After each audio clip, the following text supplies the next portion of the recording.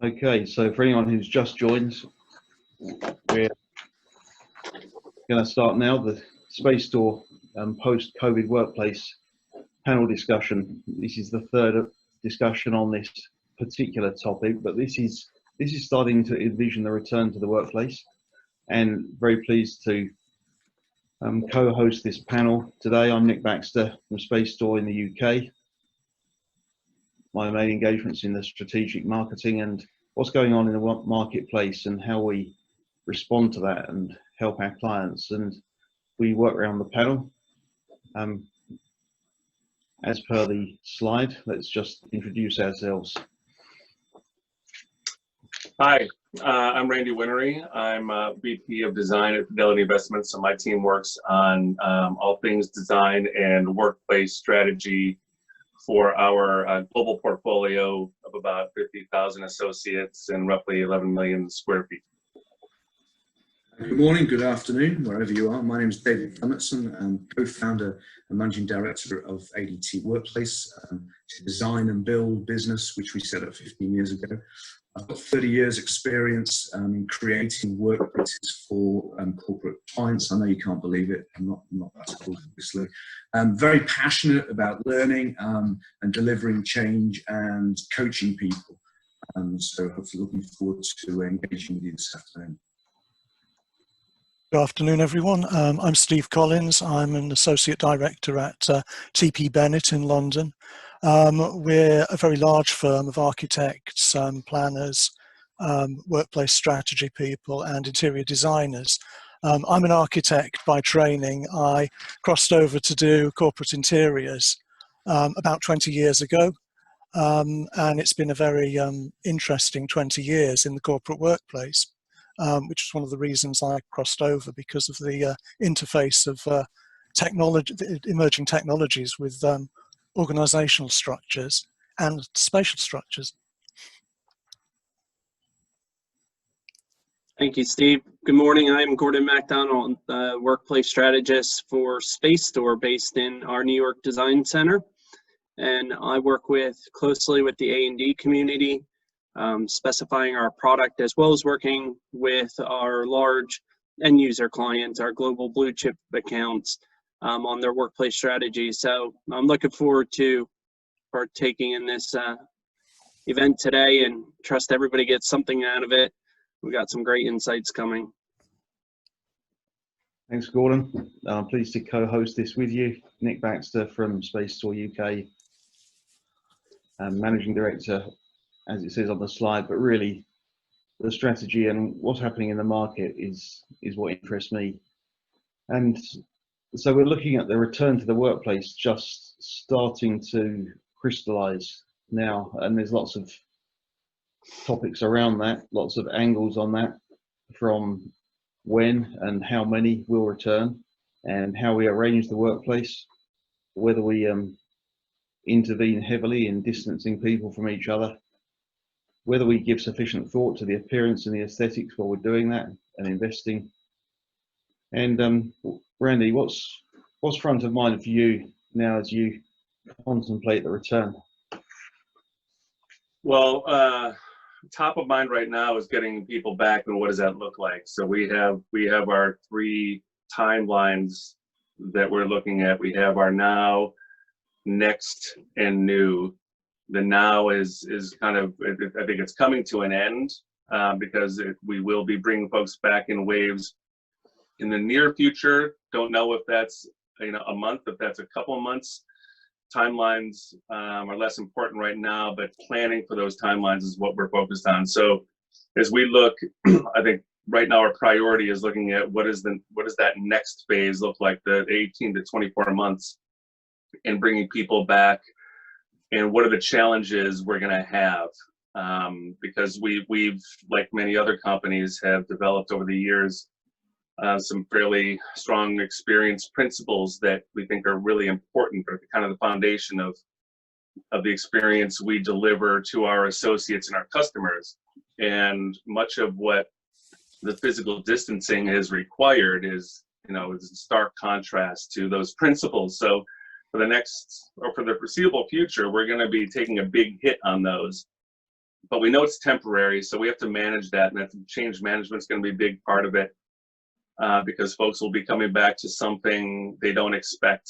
As much as we prep them for these new waves of people coming back, everyone has in their mind a notion of what the office was like, but they're going to come back to something other than that, and we'll see how many of them stay.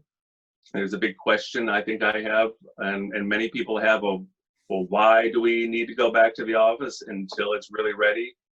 But we're making all the preparations to get people there when we are ready for it. And then we're looking into the long term beyond that. But right now, there's a heavy focus on that medium term. Yeah, I think a big topic is, do we even know quite how it's going to work? Are we prepared to experiment? David? Yeah, well, I'd like to share a little bit of knowledge, but from a slightly different angle with you guys. It's what we've experienced in a workplace, but it's on actually managing sites. So it's a slightly different workplace to the office. However, you still have lone working, you have team working, you have obviously meetings, you have a welfare facility. So it's all quite relevant to the workplace. And I think from what we've experienced in the last 8 weeks on site, is to realize that the challenge for COVID is very manageable. And as you say, Randy, there's the short term, there's a medium term and the long term. But what we've had to deal with is very much in the short term, because our initial reaction to everything, I think like many people, was we were worried. And if we were absolutely honest about it, we were actually scared of what was coming up down the tubes at us, because we did not know how to deal with it, because we were not educated in dealing with that.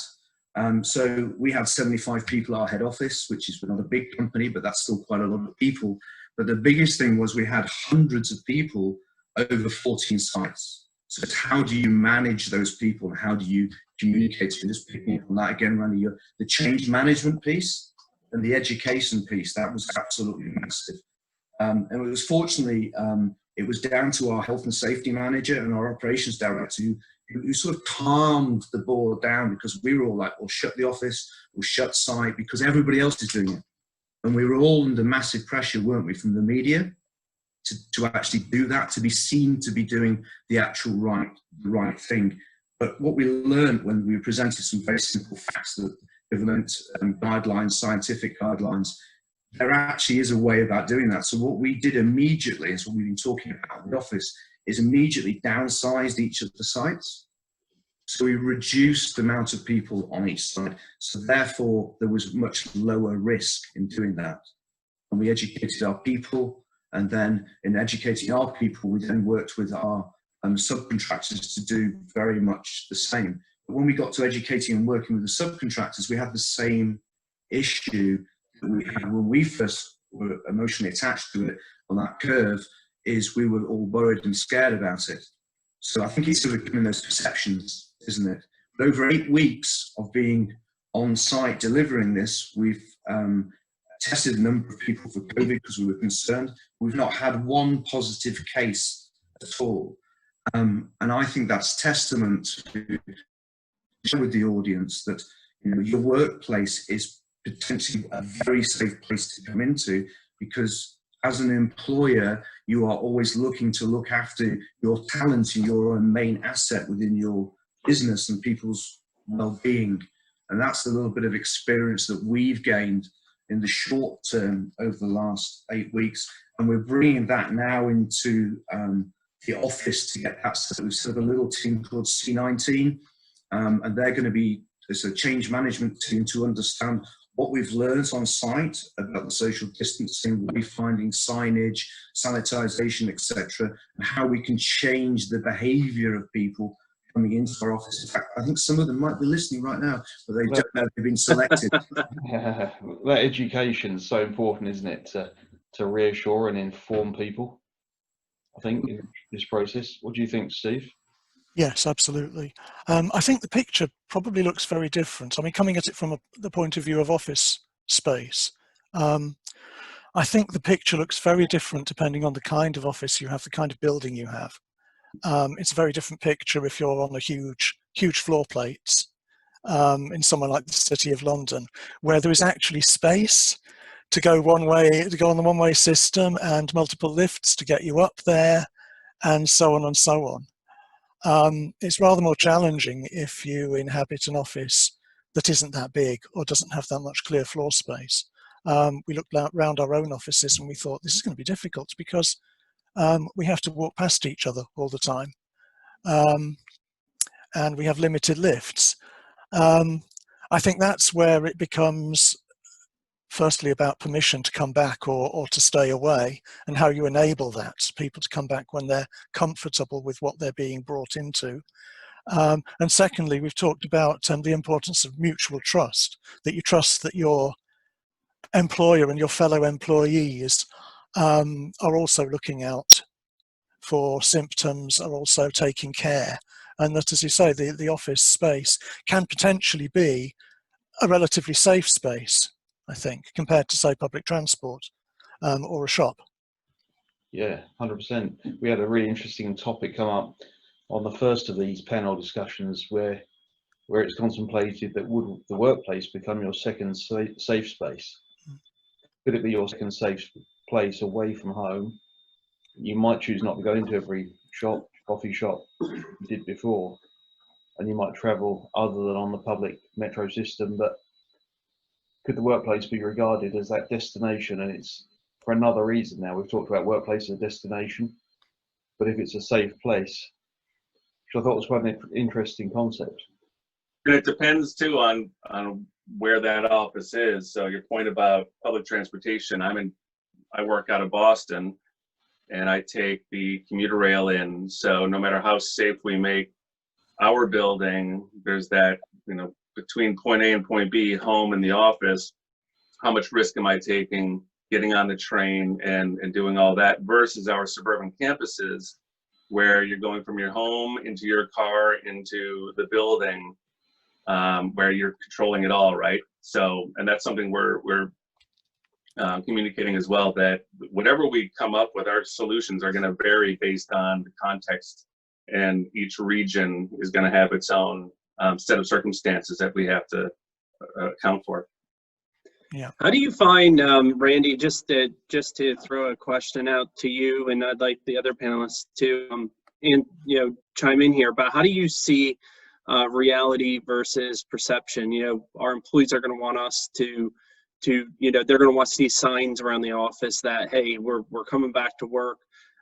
Did we divide up our bench desking into 6-foot parameters? Everybody is speaking about the 6-foot office, but how do you realistically do that when you are a portfolio manager who has 50,000 employees, 10,000 employees, down to even 100 employees in an office?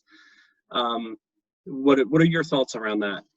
Yeah, we from the very beginning, as we were looking at this, and we were kind of trying to formulate almost our mission statement. What is the goal? What were we trying to solve? And health and safety, providing a healthy, safe workplace environment was, okay, that's everything we're trying to do right now, should be addressing that. But then we amended it not long after, maybe even just days after, it wasn't just health and safety, but it was the perception of health and safety. Because we need to instill confidence into our associates that they are coming back to a healthy, safe environment. And so our solutions are first and foremost geared towards providing that. But there are things that we can go above and beyond that we're still entertaining, that many others are entertaining as well. The notion of sneeze guards at desks. First and foremost, we have people separated by 6 feet or more, staggering our seats. But you can add things that add to the perception of health and safety. So even if a sneeze guard, in the end, unless someone's sneezing or coughing in your direction, the sneeze guard isn't really going to do much. People will be wearing masks, at least in our case. But if you think about that and the perception it gives, it's all right. They're looking out for us. They see that they're making my desk a safer place. We're looking at cleaning, right? It used to be that you did all the cleaning at night, do it when no one is around, but now it's, let's get out in front of it and show people that cleaning is happening. And now you make it almost an event that instills confidence, right? So you can't discount the power of perception when it comes to looking at getting people back in the office, and then communicating. And we're talking how much do we actually think that the desk work or the task work is going to belong in the office in the next 1 or 2 years? I think we well, most of us have been made to up sticks and work from home, and I think many people will be very slow to come back and may not come back for any length of time. If you can, it depends what you were doing at your desk. If what you were doing at your desk was stuff that you were going to do alone on screens, you're doing it now at home. Why do you need to go into the office to do it with all the health risks and the tedium and the stress of the commute and all the rest of it? That's not going to be a good reason to come into the office anymore from now on. It probably wasn't already, but now we've proved it. The reasons you will come into the office from now on are to meet people primarily face to face, and to try and get some unscripted interaction and spontaneity and things, and while wearing masks and staying apart, and right. Yes, and I wonder how long some of those things, we put those things in there on day one, say, to reassure people. I wonder how long that's going to last before people say, well, I'm reassured now, I don't want this thing in the way. I'm going to take my mask off. You know, I'm going to take away this sneeze guard. It's getting in the way of my interactions with my fellow workers, and we'll just do the distance. I wonder how long it's going to take before that point gets passed. And is Zoom or any other video conferencing technology still just eclipse the diminished experience of wearing a mask and going in and maintaining social distancing and only having half the rooms available and half the seats available? Is Zoom or video conferencing in general still become a better mode of collaborating until you can get back to that real face-to-face interaction that everyone's missing but won't have for the foreseeable future?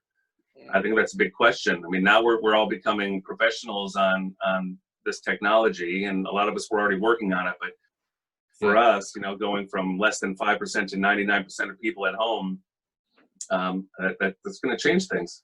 And now we've got so used to Zoom or video conferencing, that will continue, won't it? So how do we equip our workplaces to handle that very well? We all know I think we've probably all seen the problem where meeting rooms disappear and are all full because one person's in there on a conference call. They need privacy, they need quiet for their. So how do we equip spaces for video conferencing when we're back in the workplace? Yeah, I think we've got to. This was already an issue, of course, because a lot of us are now doing video calls at our open plan desks, and there's issues around acoustic and visual privacy there. And there's not always a place to move to. I think we're going to have to look at the shielding around desks in the open plan for reasons quite other than hygiene. You know, we all need more. I mean, I have the ghost of Dilbert in my head, actually. the return to the cubicle farm, which thankfully we never really had in Europe. I've only ever seen it at a distance, but I hope we don't go back to that. I hope we get a funkier version of that. And yet, our need for focus work and for conference calls wherever we happen to be is kind of pushing us in that way, inevitably, I think. And there aren't ever going to be enough meeting rooms around to cater for that, I think, unless we go back to a fully cellular solution, and that also has its own problems. Yeah. Randy, you said, sorry, Randy, you said now you've got your next and the new. It's absolutely short, your medium, your long term, isn't it? Yes, exactly. That's right. And it's addressing what is the now. So now the now is you're talking about the perception. It's the confidence coming back. Do I have to wear a mask? Do I have to have a spray screen in front of me? Because I think that's short term, isn't it? The now. It's really the now is, you know, all right, it was the react, like we had to react, and it really fell on the shoulders for the most part of our operations folks in the buildings to keep them up and running, because some folks still had to be in the office. So it was a very reactive state. And we kind of used that as March 13th was our, all right, officially everyone's working from home. So that was kind of the big before the 13th was pre-COVID, then that put us into the now. And I think we're just about there. And as part of the now we're thinking into the next or the medium term, which we would say is officially going to start with that first wave of folks who return to the office. Randy, are you in a position to, as an organization, to prototype something? Because one of your challenges is that you have such a lot of people in such a lot of buildings. And in a way, you need to have a managed solution that can be rolled out in stages across all of your campuses, all of your buildings. Are you in a position in one building or another, one place or another, where you can right now start prototyping new arrangements that can then be copied? We're looking at that different ways. So yeah, I mean, for this first wave of people we bring back, everything we're planning for all waves, but we all acknowledge or recognize the fact that we're going to get this first wave of people, and we have 100 assumptions. How many of those assumptions are going to be accurate? Are people going to react and behave the way we expect? And that's usually not the case, right? We have to adjust. So we think throughout that next period of 18 to 24 months, we kind of look at it as this turbulent phase of, all right, things are going to work, and then we're going to get a curveball with maybe it's another outbreak, or people aren't using the space the way we thought, so we're going to have to react. We'll learn, adapt, prototype, and then go back, right? So we see it as an iterative process through each phase, because we're looking at 3 waves of people. So with each of those waves, we should be learning, modifying, and theoretically, as we do that each time, we're building solutions towards the future state. And what does that mean? And hopefully, there's an overlap. You think about the strategies for the long term, which we don't have yet because we don't know what that looks like yet, but we're thinking about it. And there's the strategies for this gap while everyone's, where we're going to have half at most people at the office. Hopefully we can leverage those 2 strategies and overlap them as much as possible, so the things we use for this next phase apply to the future. They're not just to get us over this gap. Randy, good questions come in from Barry about does Fidelity have an expected date for that first wave of return to the office, and what percentage of the workforce do you think that will be? I love your insights on that. Yeah, we don't have a date, but we're looking at 10% for the first wave, and I think the question I have on that, and I think we all have, is going to be that 10% goes back.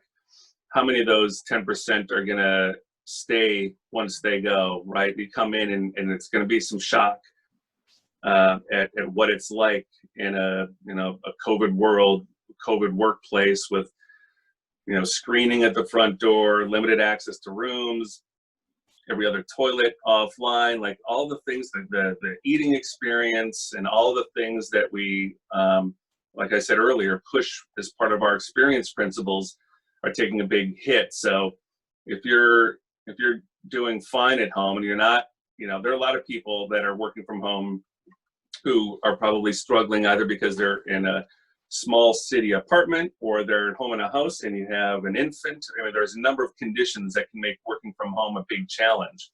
And those folks, they're the folks who will want to come back, but no one, I think, really appreciates until they're going to get back to the office what that experience is going to be like, and whether or not it's enough to keep them there is a big question. So those waves, I think, may end up being smaller once people see what it's like and they say, you know what, I'll keep going from home.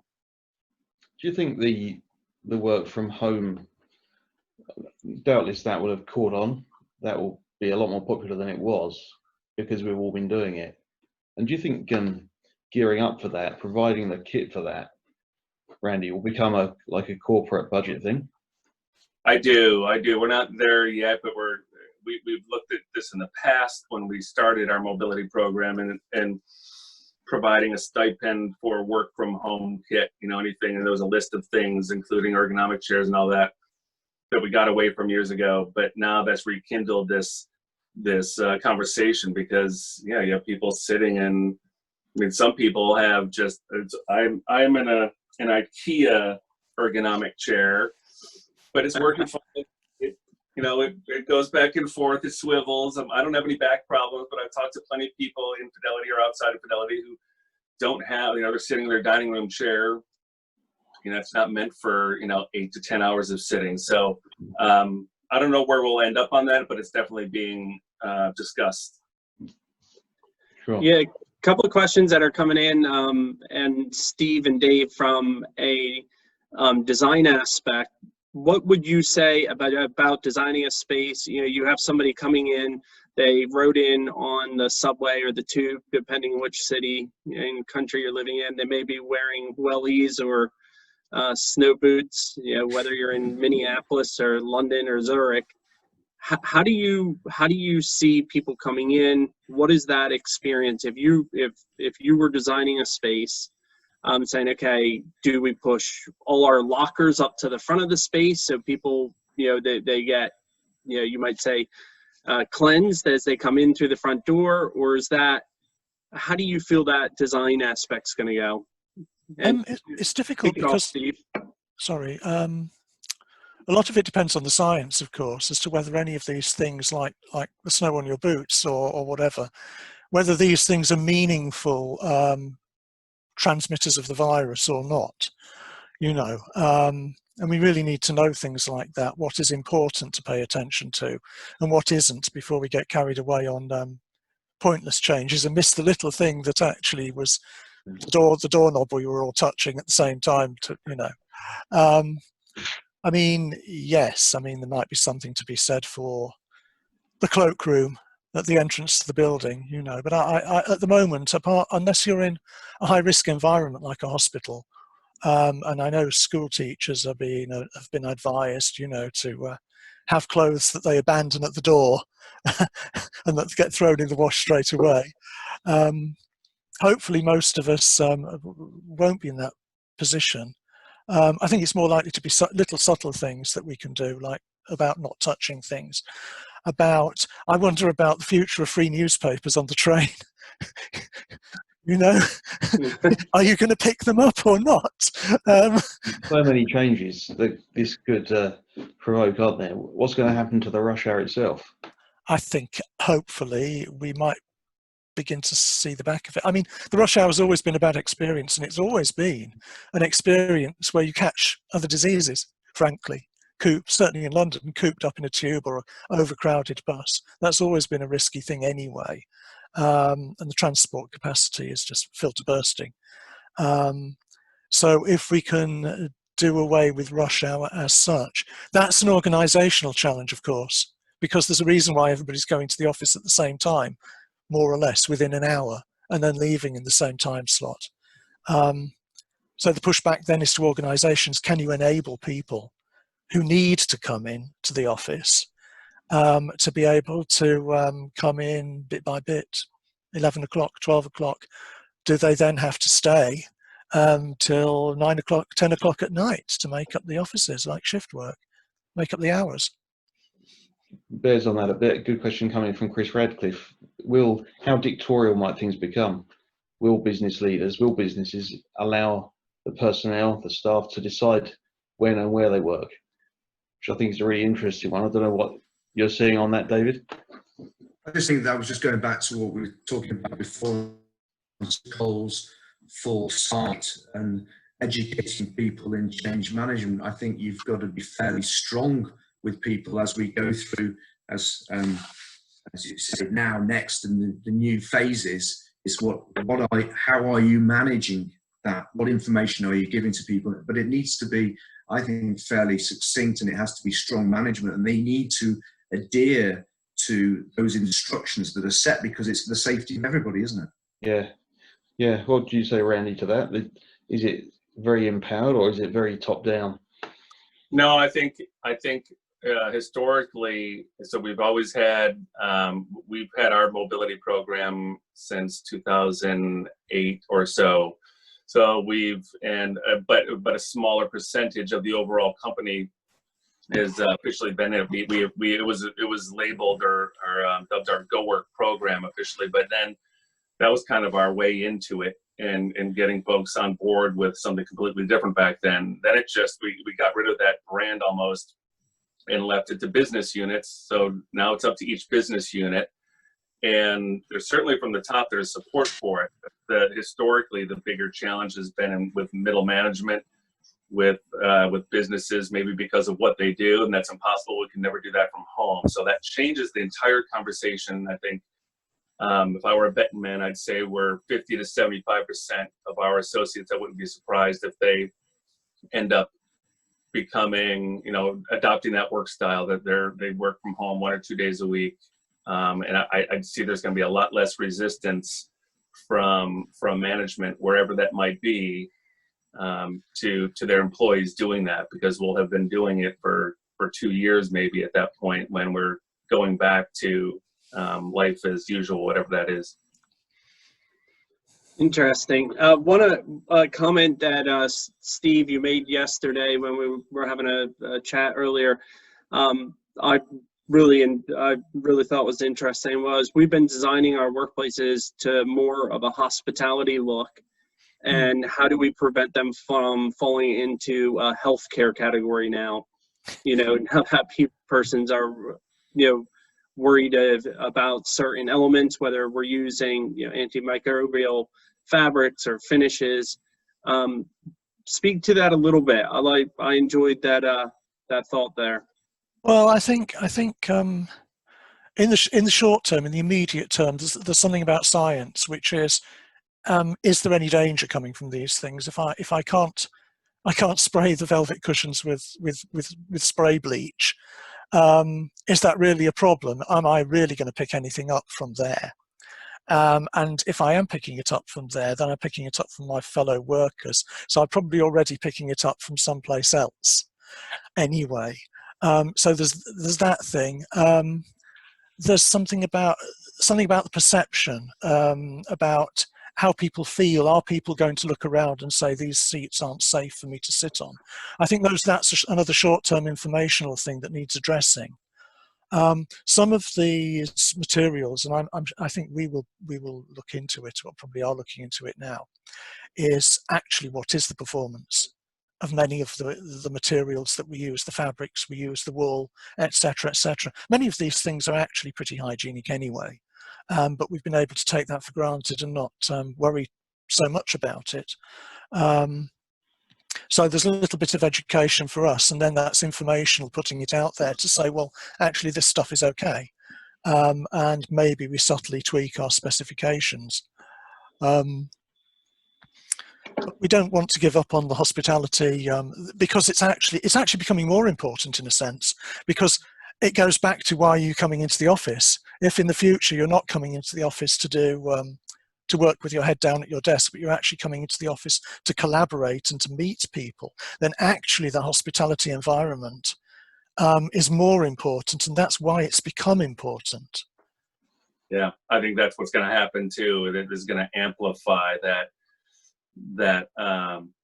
the goal to get that sense of community, collaboration, connectivity with folks in the office more so than ever, especially now that you can choose theoretically, I'm going to stay home today because it's going to be heads down most of the day, or I'm going to be on calls all day. There's no reason to schlep into the office just to go sit at a desk and probably get interrupted by folks when I am trying to focus. Right? What is the point? And I think empowering people, half of this is just people feeling now empowered that they can do it, and they've demonstrated that they can do it, work from home. I mean, that saved us at least a decade of change management and doing it in bits and pieces and kind of getting people there slowly. It's just, you rip the Band-Aid off, and I think we're pleasantly surprised to see how well it's gone. It certainly exceeded my expectations. I mean, the fact that, I'm not sure what the Zoom call volume is now, but I know it went from at one point 20 million to I don't know how many 100 million calls per day. So it's drastically increased, but 99% success rate on all the calls I'm on, which I'm on them all day. It's worked really well. So we bridged that gap pretty effectively. We need to be very conscious and compensating for the danger of a culture cultural loss. The workplace as a nice place to be, and building what's become that hospitality influenced culture in the workplace. So when we are there, it might only be 40%, 60% of the time. When we are there, it's a really good place to be. Do we need to actively work to that, do you think? Definitely. I mean, when you walk in there, you want it to remind you of why you belong to this organization and what you're doing there, Yeah, in a sense. And you need to feel welcome, I think. You know, if you have schlepped in all the way, you need to feel welcomed, and you need to know why you're there, and you need to drink in the values of the organization. So yeah, it does matter. Yeah. Sorry, Randy. Go ahead, David. Sorry, it's totally invaluable, the human interaction. I mean, that's the bit I'm missing the most, because you get used with your team when you're there, but it's not just that, is it? It's your culture. It's the personality of the business within the culture. Yep. You can't get that from a Zoom. I think that's absolutely imperative, and that sort of hooks up also with the whole hospitality piece that you're talking about, Steve. Yeah, it absolutely comes with it. I mean, hospitality is kind of a high-level word for a more welcoming office environment that allows us to be more relaxed and not to sit at desks and to collaborate in different ways. I mean, we've obviously taken a lot of inspiration from the hospitality industry, who were there before us, because it's the whole of their business. But yes, I think that human interaction is going to be the reason why we go there. I think the question is whether or not there's going to be the market, the demand for materials that are going to be more hygienic and durable and things like that. And if there is, I think no one's going to want to give up on the hospitality environment. So that would put the onus on manufacturers to come up with a whole new product line that is giving you both. Again, if there is a market for it, but you can't discount this notion of the cycle of panic and neglect. And we are in the panic mode right now. And how long is it until we're in the neglect phase, where we've gotten so far away from the original event that you forget why you did all those things in the first place, right? So I think that's still a big question, is if we fast forward 2 years, everyone is in this panic mindset, and it's hard not to fast forward that, project that into the future, and think we're thinking the same way then. But once we get past the vaccine, or there's a treatment, or a combination of both, everyone's going to have a different attitude. It's just how much are we going to carry with us throughout all of this into that long-term view? I don't know. There's a couple questions coming in around real estate that I'd like to get you guys just shifting focus here for a minute. So there was a question about, what do we do with excess real estate? Do you see the portfolio shrinking?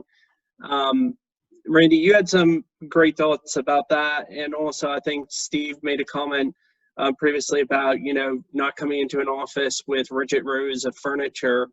How do you see your portfolio evolving in the next 6 months, 12 months?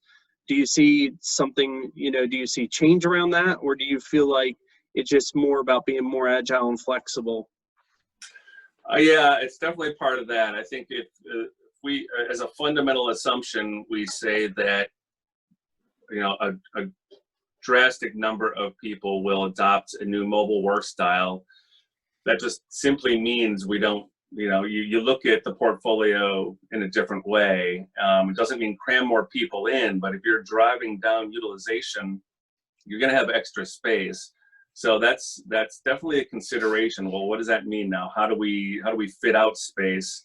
The unknown, I think part of that right now is that, all right, what we can see certainly is this heightened emphasis on community, and the office being that place to go in. And now, rather than a habitual commute into the office, a tactical commute. I'm going in now, making a choice today, which is how I've been working, or anyone who's mobile, I think, has been working. You make a choice to go in when it makes sense. And I typically make that choice either because there's something I need to be there for, or I want some face-to-face connection with people, There's a number of reasons. So to me, it has been a tactical choice, but for most people who, pre-COVID, they were just, it was the routine, and now people have that option. So question though is, when you go in, we talk about the importance of community and how the office can support community and collaboration and face-to-face interaction, and the spontaneity that we're all missing so much more than anything. Will people come in for that originally and then eventually start falling back into, all right, I'm just going to go to my desk and I'm going to be at my desk? That's the big question I think I have right now. But in my kind of rose-colored glasses, I think what we've been driving for in community is such an important part of it. There's an opportunity here to help support that notion and help really drive solutions that will facilitate that kind of interaction when you come into the office, and not just the rows of desks. Not that we've been doing that, but obviously desks are an important part of today's environment, but maybe not so much later on. I think one of the things is that a lot of these things have been talked about as nice to haves in organizations, community, collaboration, etc. They've tended to be seen as add-ons. I think this has made us all very, very conscious of the necessity of some of it. Some of these things are actually important. They're not nice to haves, and we need to be intentional about it. And I think there's a much wider awareness now of the need to be intentional. We're all asking these questions. We really need to do this deliberately. It's not just the fancy designer or the HR person or whatever saying that it might be a nice idea if we did this, when actually we just come in and go to our desks, We're now all really conscious of what we're missing, I think, which will tend to make it more intentional and guard against the automatic falling back.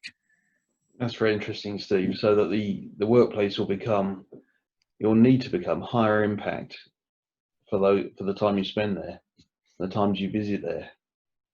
It's not just the place you go. You go there for a reason, and you're going to have to want to go there, aren't you? Yeah, I think the hard part, of course, is going there to be spontaneous. How do I script spontaneity?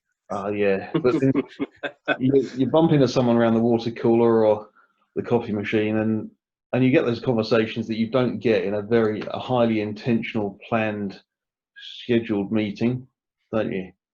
Zoom world does not support spontaneity very well. You don't just hop on for an unplanned meeting. Yeah, I mean, as spontaneous as we get are the Zoom happy hours. But even then, right, there's a critical limit to how many people you can have on a Zoom meeting and actually carry on a conversation of 6 people in person versus 6 people on a Zoom meeting. They're much different experiences, and it's much better than a teleconference of 6 people. Zoom is a major improvement, but Zoom is designed to, let one person at a time talk. Yeah.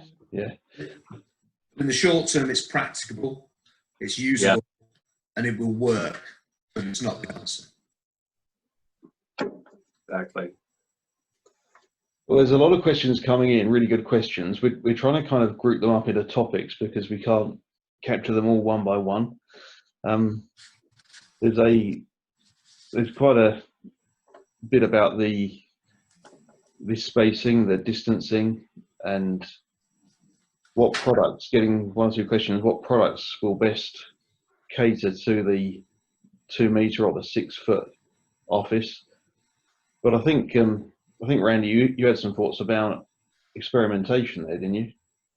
Yeah, I mean, it's worth reiterating too that what we're doing, and I think probably most people are focused on, if we look at the 6 foot distancing, the science behind that is all about expelling large and small droplets when you cough, sneeze, and talk. And that's what drives that 6 foot distance. So, our assumption, until the CDC tells us otherwise, that this is person-to-person transmission is the primary means of transmission, and that 6 foot distancing is meant to prevent those large droplets from making their way onto your mouth or your eyes. But we know there's also been studies showing, all right, we've seen the sneeze cloud and how it floats around, it can go 27 feet, and it can float around for hours, whether or not there's viral load in this very small droplets of 5 to 10 micrometers.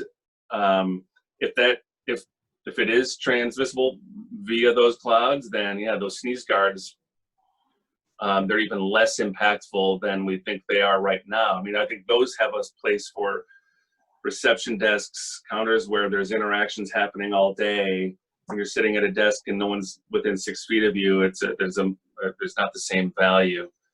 So everything we're doing here, we're trying to address the science of this and experiment with things that are gonna solve for what we know today, but what we know tomorrow might be different. There's a big challenge here around ventilation services, of course. You know, I mean, if people are sitting in the open plan sneezing, how many air changes have you got? Where's it going? It's almost like it's the new smoking. If you had your cigarette in the olden days, so you wanted it to be the smoke to be sucked straight up and away, you know. Yeah. So there's an interesting one for the services engineers there, and it's one of the reasons why I'm worried about actually. We've done a lot of very small cellular spaces over the last few years. There's lots of little pods and cabins and things like that, which maybe don't have that much ventilation or are quite difficult to ventilate. If we're going to want to be sure for perception reasons that we're getting plenty of air changes per hour or immediately when we want them, when the last bunch of people leaves the room, or the huddle room, you know, the last 2 people left the huddle room and it's tiny, I want to go in there knowing that the air has changed. So if it's a built room, we're going to want to question the services and the ventilation rates, how we manage changeovers between users. But beyond that, is it better to actually have acoustic and visual privacy as best we can make it within an open environment where those sorts of things have a bigger volume of air and can be more easily managed? Yeah, this is a interesting topic because it reminds me a little bit of the airline, and without mentioning the airline that breaks guitars, they promised everybody that they would eliminate their middle row. And I think we saw on social media that did not happen because everybody was wearing face masks. So one of the challenges that we had was, how do you sell the middle row to a middle desk to your coworker, you know, where I think to Randy's point, you know, it is very true that if you have that distancing, really what is the physical barrier going to look like? And I would like to have each of you just give us a quick brief. What do you think of the one-way office? I personally think we see one-way streets and they tend to work backwards, especially when somebody's parked in the middle of it. So how do you feel about a one-way office, Steve? It's a variable practicality depending on your office arrangements. I mean, if you have a nice big core in the middle and a kind of racetrack primary circulation, you can do it. Otherwise, it's very difficult. And I think in practice, it's probably slightly meaningless because people can walk towards each other. You know, they're gonna step aside from each other when passing. You know, it's easily done. You don't need to impose a one-way system for people when they're just going to step aside as we already do in the street. 100%. What's a one-way office with everyone, you know, you're always facing someone's back. What's that going to do for culture and the team, which we've been working on for 10 years now? It's super focus on building the team and what do you think, Randy? It's from my perspective, it does much more harm than good. So the one aspect of it is the science. If you're looking for a scientific reason for it, I don't know that I could find one. I mean, the CDC has very clear guidelines that you should maintain 6 feet or more distance if you're with someone for a prolonged period. It's not for 2 seconds of exposure as you pass. So they're very clear about that. So in our case, we're saying people are going to wear masks when you're not at your desk. What are we accounting for when you institute something like that? Is it in case someone happens to sneeze as they're passing and they're not wearing their mask. Or, I mean, it's just like, you have to think about what's the value we get out of it. I see it kind of like this, and what's the detriment, you know, for associates coming back. It's going to be tough enough to adopt this kind of new way of inhabiting an office, even though it's temporary. It's going to be a long temporary, unless there's some real scientific basis behind something like that. I think we want to be really careful to ensure we're giving associates the best possible experience in the office, and that one to me just feels like that's going to scare people right back home. It's not, you're not treating them like grown-ups. Exactly. You got to empower the people to be able to make some decisions. And when people have been coming to site, we've been saying to people, you know, because our experience, we've seen it, is if you've got a cough, you've got a cold, you're not coming to site, because we will turn you away. Because it is the perception to your other 50 colleagues who are working in that area that you're going to potentially affect them. So it's almost that protocol document, isn't it? It's been driven from the management team, but you're also empowering people to be able to look after one another and respect one another. Absolutely. A roundabout in an office, it's just not. Not a great use of space either, is it? It's not a great use of the space we're hiring. And one or two questions there, which I'll address together about the use of space. Do we think that there's a increased use of space for shared or meeting rooms where we had previously designated it for desking? I think we've tended to we've been moving in that way already. I mean, as I was saying on a call yesterday, we've tended to treat the desks as the primary thing. We fill up the building with desks like a block of foam, and then we carve that block of foam away to make the other spaces. But the desks have taken priority because the assumption is that that's where you're going to be working, isn't it? And if you know, you're only going to be temporarily away from your desk, aren't you? And I think we've already reached a point, regardless of this, where that almost needs to flip around. And the desks are seen as perhaps a specialised workstation that is only for those who need it. I mean, I was thinking, you know, a desk, when you're doing occupancy calculations, a desk becomes a measure of a workplace for a person. But does it have to have a desk in it? What else could be in your allocated workspace in the future? And that's how, so we started looking at that exactly. If we need to accommodate 1,000 people or 1,000 desks, let's say. It doesn't matter if people, it could be anything if we're leveraging seats, but if we have 1,000 people, we look at it through two lenses. We have our primary seats and our secondary seats. Our primary seats are those desks, sit-to-stand desk. And depending on the business and the work style of that business, or the work style of anyone who's going to be using that space, we've started to leverage those secondary seats to get us to that count. So if we say we're 90-10, 90% of that 1,900 of those seats, we count as we're counting primary seats, but then we can leverage 100 of those alternative seats to meet that same count. So some groups, you could say you could go 50-50. Some groups we stick to 100% of the primary because they have to have their 2 screens or whatever. But we are starting, that's the way we're starting to chip away at this reliance on those primary desks, because so many people, and especially now we're going to see this even at home, are working in different ways that are not at a typical desk. People have that flexibility to move around, so it's incumbent upon us to deliver those other solutions to pull people away from the desk. There's a question we ought to pick up here from David at Jacobs, and about our understanding of the virus. So when something breaks out, there's a violent reaction, there's a lot of lockdown, there's what we're in right now, and just now looking at the emergence from. But as we understand better and better the real risks, do we think that that's going to move along? We get better at managing it with less extreme actions. And it's kind of a controversial topic, but there's even age group relativity to the statistics and the risks, aren't there? Yeah, we're beginning to understand, I think, what are your chances of actually catching this thing. I mean, the hard part, of course, has been the invisible transmission, asymptomatic. But as this goes further along, we'll understand more and more. What are your actual chances of catching anything?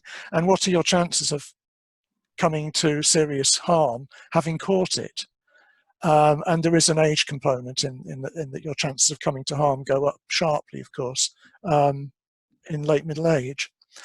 So that enables us to manage the risk and to understand the risk, because actually the risk may be very small compared to the risks from other things. I mean, humans are very bad at estimating relative risks, in fact. We tend to overreact to the thing that's in front of us, which right now is COVID-19. And we forget about all the deaths that are perhaps not happening from people crossing the road and being hit by traffic or whatever, because they weren't there. They were at home. It will be interesting to see how these relative risks pan out. Just as in our final minute here, we had another great question from Barry from Design Republic on workplace amenities such as cafes, restaurants, etc. How do you guys feel that's going to impact in the workplace? I know, Randy, I've been to a few of the Fidelity locations that where you guys have food service, etc. Thoughts around that? Yeah, I mean, we've been over the last number of years now pushing our workplace cafe or cafeterias into the work realm and making those a spot not just to eat, but to gather, to work throughout the day. We put power everywhere, provide variety and choice, the same kind of principles we use in the workplace. I think it's gonna be tough over the next couple of years if this goes that long to maintain that. I mean, now it's going to be a different service model, no more salad bar and people putting their hands in there and sharing food. It's going to be pre-made things. And then once you get out of there, you still have your physical distancing that you have to maintain. So as a social hub, which is the real core value of it, of course, aside from food, it's just, I don't know how we're going to maintain any kind of semblance of those principles. Moving forward, we'll get back to where we were, but for the foreseeable future, it's going to be tough. Thoughts around that, David? I think what we've been we've trying to move people away from the desk, haven't we, to work into a social environment, to communicate with our colleagues and talk to people from other departments. But in the short term, I think quite simply, if you're going to actually go to the office and to work, it's actually easier to have something to eat at your desk. But then you are not having that human interaction. What happens with the next and the new? I mean, hopefully the new will get back to where we were originally before this started in March. But in the short term, I think we'll go back to the practicalities of maybe just being a bit more cellular. Yeah, interesting. Timescale for the new is an interesting one, but I think 2 years is being looked at by a lot of corporations, isn't it? Yeah. There's a range, but that's what I have in my head is 2 years, and no one knows for sure. It all kind of hinges on this vaccine or some brilliant new treatment that can manage this. But yeah, we're saying 18 to 21 months officially, just rounding up to 2 years. Yeah. We got a mix in the UK, haven't we? Anything from 12 months to 24 months as well. So it's going to be somewhere in that time scale, isn't it? Yeah. And it's going to depend on the nature of your organisation as well. Yeah. But it will come. It will come. We'll get there, whatever the time, won't we? Look, Yeah. An hour and 1 minute. So all listeners, thank you very much for joining us. If anyone needs to go now, we understand. We have got another panel discussion on the 28th, so stay tuned for that. That'll be on the website with the panelists named in due course. Thank you so much, Steve Collins from TP Bennett, and thanks David from ADT in Manchester, UK, and thanks Randy from Fidelity for joining us today. Pleasure. Thank you, guys. Great discussion. There is another question going up on the poll, I think. just to round this off, all attendees really value these insights because we're trying to build some data around the many views and opinions. We're trying to create an ongoing forum, maybe a co-creation of the new products that this will require to answer the needs. We're experimenting too, and there's a lot of value in collaborating, I think, around these new challenges. Any of our guest speakers like to just wrap up with a final thought? I think from our point of view, on just what I shared before about actually working with the COVID in a workplace environment, it's manageable.